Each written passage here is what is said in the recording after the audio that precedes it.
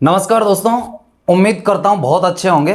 Friends, 2-3 दिन से मैं वीडियो अपलोड नहीं कर पा रहा था। इसका मुख्य कारण तो आपको मैं ये बताऊंगा कि भाई कुछ प्रॉब्लम्स का मुझे सामना करना पड़ रहा है। इस वजह से आपको रेगुलरली मैं वीडियो प्रोवाइड नहीं करवा पा रहा, लेकिन यह है कि एक आध दिन में सब कुछ ठीक हो जाएगा। तो आपको डेली, यानी कि जैसा कि हमने कहा था कि 7:30 बजे आपको डेली वीडियो अपलोड हो जाएगा या फिर डेली वीडियो मिल जाएगा, तो उसी तरीके से आपको 7:30 बजे वीडियो डेफिनेटली मिल जाया करेगा। तो आज जो हम बात कर रहे हैं वो कर रहे हैं परमाणु की। यह है एक पदार्थ का सबसे छोटा, मैं ये कहूंगा, वैसे तो ये सबसे छोटा, देखो ये सबसे छोटी इकाई होती है, मतलब सबसे छोटा यहां पे अगर कहें तो ये एक भाग होता है। तो पदार्थ क्या है? पदार्थ अणुओं से मिलकर बनता है। तो अणु जो होता है वो अनेक परमाणुओं से, या फिर हम कह सकते हैं कि 2 या 2 से अधिक परमाणु अगर मिलकर किसी का निर्माण कर रहे हैं तो उसे हम क्या कहते हैं? अणु। अब परमाणु जो होता है, परमाणु 3 चीजों से बनता है मुख्यतः। एक होता है इलेक्ट्रॉन, एक होता है प्रोटॉन और एक होता है न्यूट्रॉन। किसने किसकी खोज की थी ये चीजें हमने पिछले वाले वीडियो में देखी थी, काफी अच्छे से हमने इसके बारे में चर्चा की थी। तो आज थोड़ा सा हम इसके बारे में देखते हैं कि परमाणु जो होता है इसके अंदर प्रोटॉन, न्यूट्रॉन और इलेक्ट्रॉन जो होते हैं, इनका कितना आवेश होता है, कितना इनका द्रव्यमान होता है, इन सभी के बारे में हम सविस्तार चर्चा करेंगे। देखो भाई, सबसे पहले अगर मैं बात करूं कि परमाणु जो होता है, परमाणु, तो ये एक इतना सूक्ष्म होता है कि आप इसे अपनी नग्न आंखों से, या फिर कह सकते हैं कि साधारणतः आंखों से आप इसे नहीं देख सकते। अगर मैं यहां पे इसकी तुलना करूं कि इसका आकार कितना होता है, तो इसका जो आकार होता है, वैसे अगर मैं किताबी भाषा में कहूंगा तो मैं ये कहूंगा कि परमाणु का जो आकार होता है वो 1 एंगस्ट्रम होता है। अब 1 एंगस्ट्रम क्या होता है कि 1 एंगस्ट्रम का मतलब होता है, भाई देखो ये जो परमाणु होता है ना, पहले आप इस चीज को समझो थोड़ा सा, अभी आपके समझ में आ जाएगा। जैसे कि मैंने यहां पे एक परमाणु बनाया, इतना बड़ा नहीं होता, लेकिन मैंने दिखाने के लिए यहां पे थोड़ा बड़ा बना दिया, ठीक है। अब देखो इसमें क्या होता है, इसमें बीच में एक नाभिकी होती है। इस नाभिकी का जो निर्माण करता है वो करता है प्रोटॉन और न्यूट्रॉन। अर्थात जो प्रोटॉन और न्यूट्रॉन रहते हैं वो इस नाभिकी के अंदर रहते हैं, यानी कि इस नाभिकी में प्रोटॉन भी होता है और न्यूट्रॉन भी होता है। तो ये न्यूट्रॉन और प्रोटॉन जो होता है ये केंद्र में होते हैं, और केंद्र में रहकर ये किसका निर्माण कर देते हैं? परमाणु की नाभिकी का। अब देखो जो इस नाभिकी का आकार होता है, ये मोस्ट इंपॉर्टेंट यहां से क्वेश्चन बनता है कि परमाणु की नाभिकी का जो आकार होता है वो कितना होता है। तो यहां पे जब भी आपसे अगर इस तरीके से क्वेश्चन पूछा जाए तो आपको बस कुछ नहीं करना है, बता देना है कि 10 की पावर -15 मीटर जो होता है ये क्या होता है? परमाणु की नाभिकी का आकार। अगर आप इसे गणितीय मान में चेंज करेंगे, ध्यान रखिए ये साइंटिफिक मान है, ये एक गणितीय मान नहीं है। अगर आप इसे गणितीय मान में चेंज करेंगे तो आप समझ सकते हैं कि यहां पे जो घात है वो माइनस में है, और जो घातें माइनस में होती है तो हम कह सकते हैं कि हम देखो क्या करेंगे, 1/10 को ले जाएंगे और घात को किस में कर देंगे? प्लस में, यानी कि 1/10 की पावर 15। अब आप सोचो कि 15 जीरो लगाना पड़ेगा, और अगर जब आप गणितीय मान में चेंज करेंगे तो 15 छोड़ के आप पॉइंट लगाएंगे, इतना सा मान आएगा। किसका? नाभिकी का। अगर यहां पे आपसे जैसे कि पूछा जाए, एक पूछता आपसे इसकी जो रेडियस होती है, मतलब त्रिज्या, ठीक है, तो त्रिज्या का मतलब आप समझते हैं जो ये केंद्र होता है यहां से लेकर यहां जो इसकी परिधि होती है, ठीक है, तो यहां तक की जो लेंथ होती है इसे त्रिज्या के नाम से जाना जाता है, या फिर इसे रेडियस कहा जाता है। तो जो ये रेडियस होती है ना, इसकी जो लेंथ होती है, या मैं कहूंगा कि इसका जो आकार होता है वो होता है 10 की पावर -10 मीटर।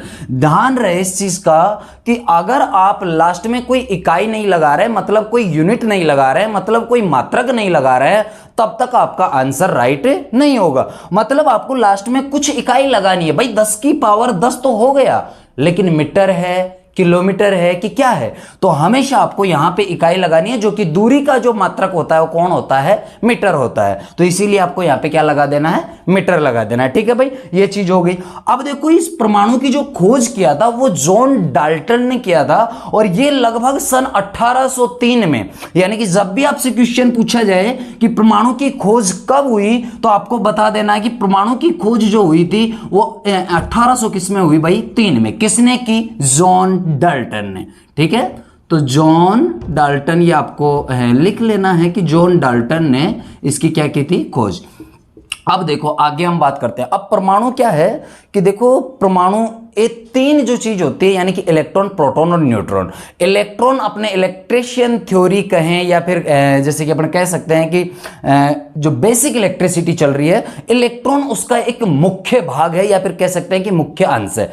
क्यों? क्योंकि इलेक्ट्रॉन का जो प्रवाह होता है उससे ही धारा का गमन होता है, यानी कि इलेक्ट्रॉन प्रवाह जो होगा तब ही क्या होगी, उसमें से धारा गुजरेगी। ठीक है, तो भाई देखो यहां पे अगर हम बात करें तो इसमें जो इलेक्ट्रॉन होता है, इलेक्ट्रॉन चारों तरफ घूमते रहते हैं और इलेक्ट्रॉन एक नेगेटिव चार्ज है और प्रोटॉन यहां पे एक पॉजिटिव चार्ज है, जबकि न्यूट्रॉन जो होता है ये पॉजिटिव भी नहीं होता और नेगेटिव भी नहीं होता, अर्थात ये क्या होता है, ये एक उदासीन है, यानी कि हम इसे उदासीन कह सकते हैं। इसमें कोई किसी प्रकार का चार्ज नहीं होता, पॉजिटिव भी नहीं होता तो नेगेटिव भी नहीं होता।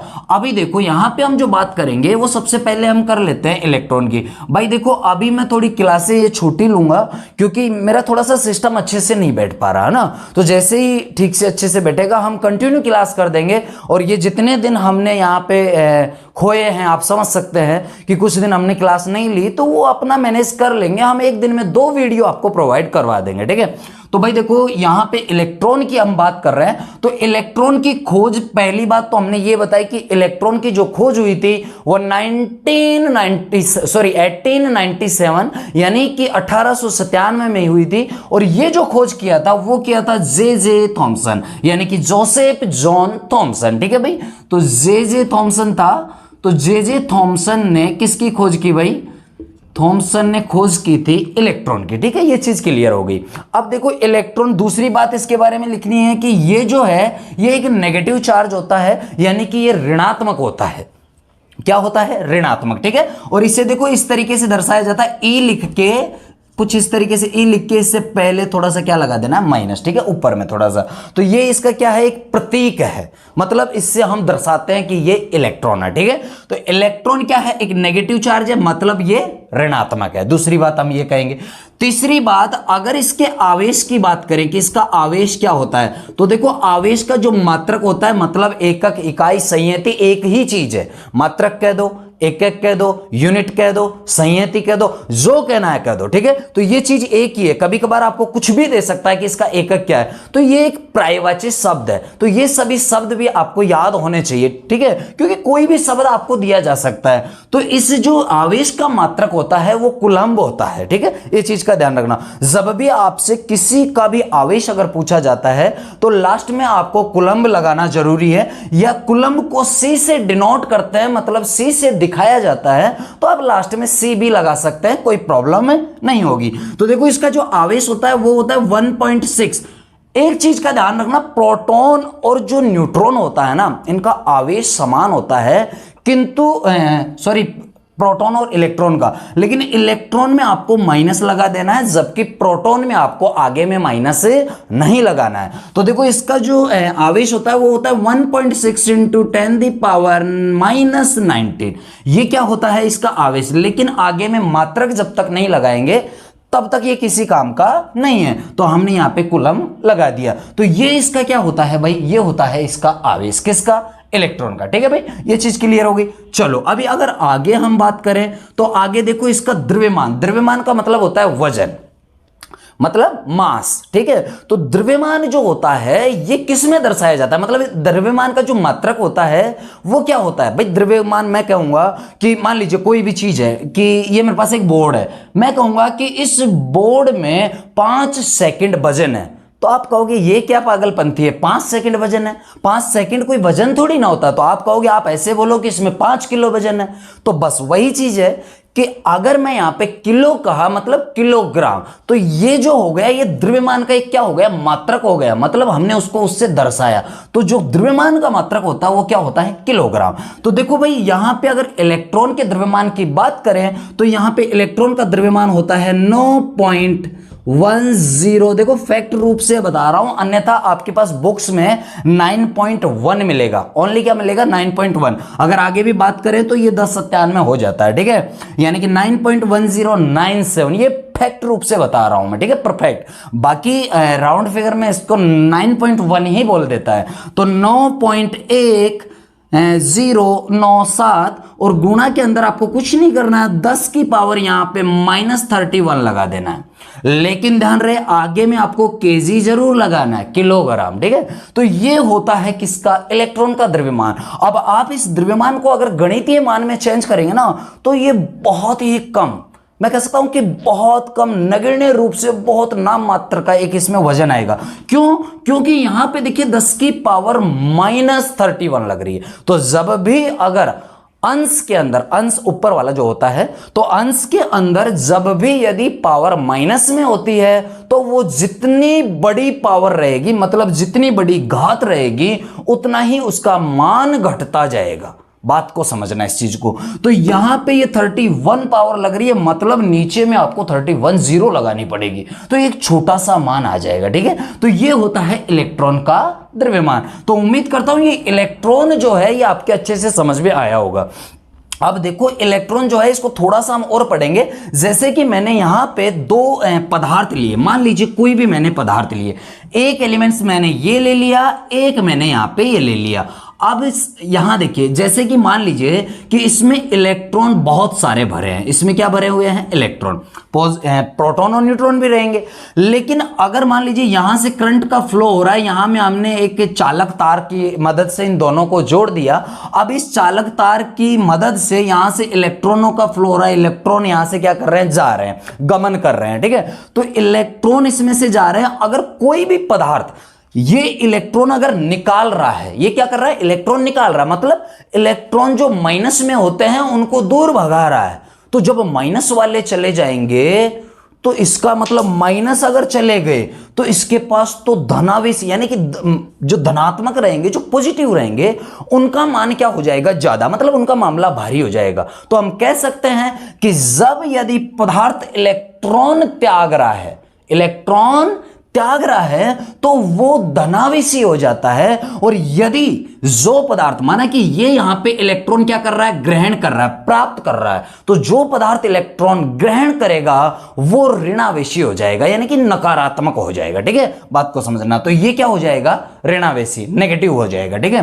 तो ये चीज भी समझ गए। इलेक्ट्रॉन जब गमन करते हैं उन्हीं से क्या होता है, धारा का प्रवाह होता है, ठीक है भाई। तो ये था इलेक्ट्रॉन। अब इसके बाद में हम देखेंगे, वो देखेंगे हम प्रोटॉन की, प्रोटॉन का द्रव्यमान कितना है, आवेश कितना है, और किसने खोज की, कब की और क्यों की। देखो भाई, प्रोटॉन जो होता है ना, प्रोटॉन, पहली बात तो मैं ये कहूंगा कि प्रोटॉन की खोज के किसने की, किसने नहीं की, इसके चक्कर में ना काफी सारा कंफ्यूजन रहता है।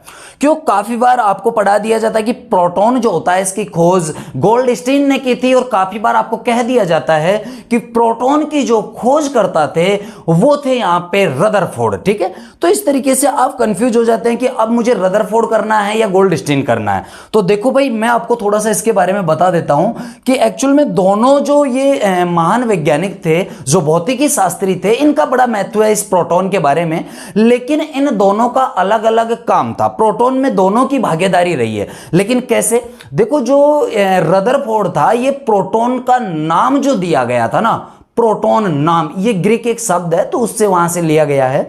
तो ये जो प्रोटॉन नाम दिया था, ये दिया था रदरफोर्ड ने, जबकि रदरफोर्ड ने प्रोटॉन की खोज नहीं की। नहीं, प्रोटॉन की खोज तो गोल्डस्टीन ने की थी, जो कि 1896 के अंदर, यानी कि कह सकते हैं कि प्रोटॉन, इलेक्ट्रॉन और न्यूट्रॉन सबसे पहले खोज जो हुई थी वो प्रोटॉन की हुई थी, है ना भाई। 1896 में खोज किया था, और कौन किया था, गोल्डस्टीन। लेकिन 1920 या फिर कहीं कहीं पे आपको 1919 में भी दे सकता है, 1980 भी दे सकता है। तो ये सिलसिला मतलब चालू हो गया था 1917 से लेकर 20 के बीच में। ये जो रदरफोर्ड था, इसने प्रोटॉन को प्रोटॉन कहकर संबोधित किया था, या फिर इसका नाम दिया था। तो हम कह सकते हैं कि जो प्रोटॉन को नाम दिया था वो किसने दिया था, वो दिया था यहां पे रदरफोर्ड ने।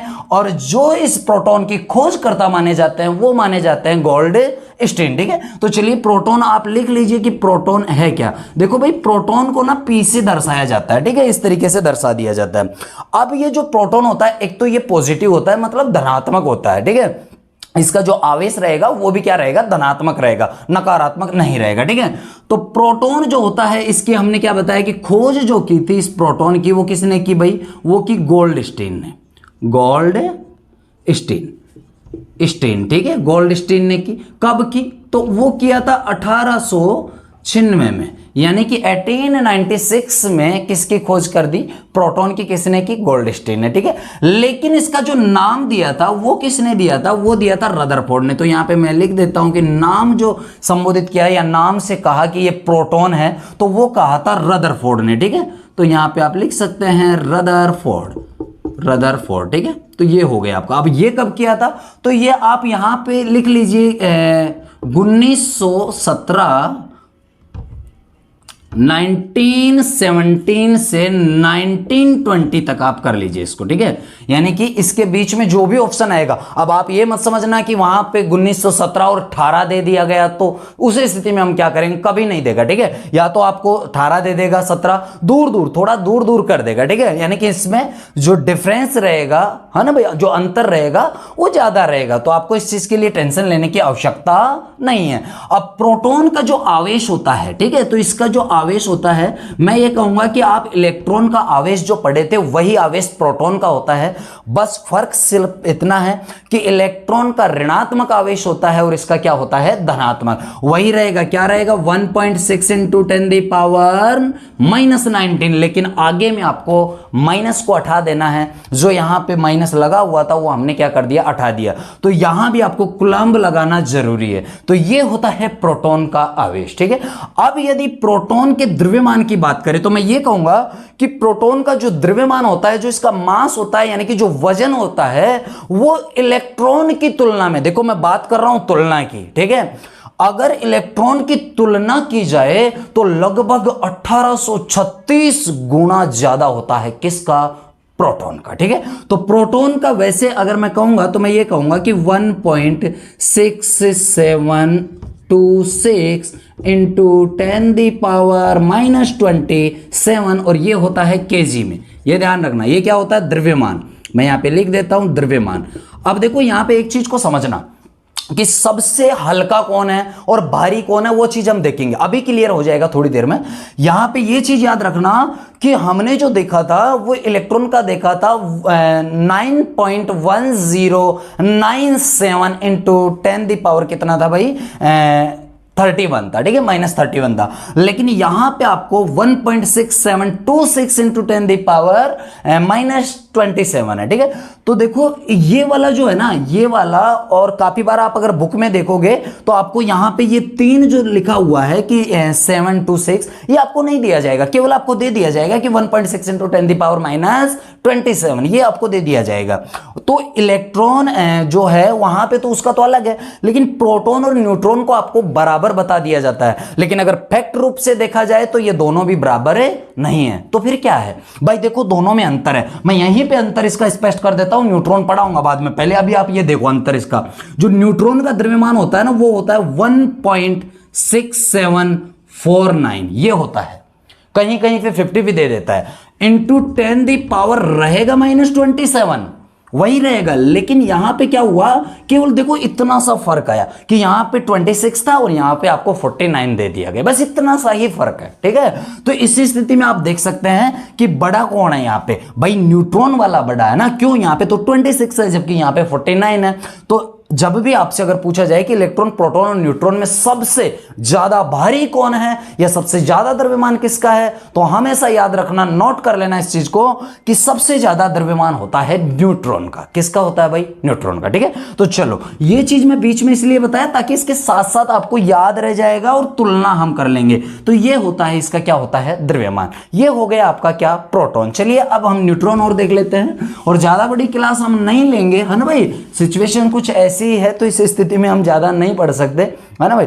थोड़ा सा आप कॉम्प्रोमाइजेशन करना पड़ेगा आपको कुछ समय के लिए, ज्यादा नहीं, एक आध दिन जैसे ही, बाकी कोई दिक्कत नहीं है। तो चलो भाई अब जो हम देखेंगे वो देखेंगे न्यूट्रॉन। देखो न्यूट्रॉन जो होता है ना, न्यूट्रॉन ये परमाणु की नाभिकी में पाया जाता है, जो कि प्रोटॉन के साथ होता है। प्रोटॉन और न्यूट्रॉन अगर दोनों को जोड़ दिया जाए, कहा जाए कि प्रोटॉन और न्यूट्रॉन की कुल संख्या को क्या कहा जाता है, तो उसे परमाणु भार कहा जाता है। क्या कहा जाता है? परमाणु भार, ठीक है भाई। और यदि केवल प्रोटॉनों की संख्या अगर आपसे पूछी जाए कि प्रोटॉनों की संख्या, तो परमाणु क्रमांक दिए जाते हैं।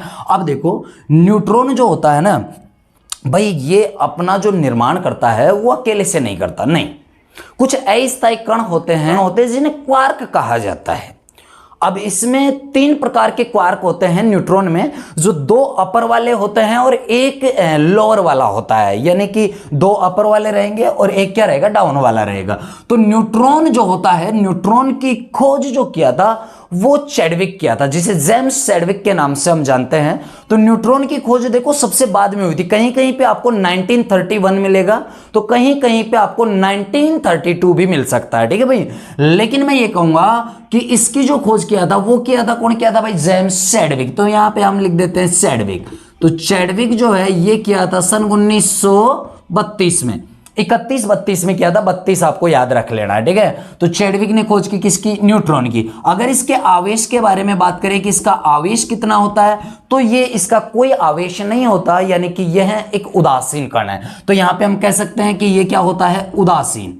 उदासीन मतलब जिसका कोई भी चार्ज नहीं होता, न तो पॉजिटिव होता है और न ही नेगेटिव होता है, ठीक है भाई। तो ये हो गया। अगर इसके द्रव्यमान की बात करें तो बिल्कुल इसका द्रव्यमान होता है, यानी कि मास होता है। तो द्रव्यमान जो होता है इसका वो होता है 1 अभी अभी मैंने बताया 1.6749 इंटू 10⁻⁻27। ये क्या होता है, केजी के अंदर, इसका ध्यान रखना, ठीक है। तो ये होता है इसका द्रव्यमान। आपको नोट डाल के लिख लेना है कि तीनों में, यानी कि इलेक्ट्रॉन, प्रोटॉन और न्यूट्रॉन में सबसे भारी जो होता है वो कौन होता है, न्यूट्रॉन, ठीक है भाई। तो ये होता है न्यूट्रॉन, ठीक है। तो देखो ये क्लास को हम ज्यादा बड़ी नहीं कर सकते, क्योंकि आप समझ सकते हैं मैं बार बार एक ही एक चीज को बोलूंगा तो अच्छा नहीं लगेगा। और बाकी वेट करो आप, कोई दिक्कत नहीं है, एक आध दिन में फिर से मैं वीडियो, थोड़ा सा ब्रेक लेके वीडियो आपको प्रोवाइड करवाऊंगा। जैसे भी मेरे से हो पा रहा है वैसे मैं कर रहा हूं। तो फिलहाल के लिए तो माफी चाहते हैं। Thank you so watching my video देखने के लिए आपका बहुत बहुत धन्यवाद। जय हिंद, जय भारत, वंदे मातरम।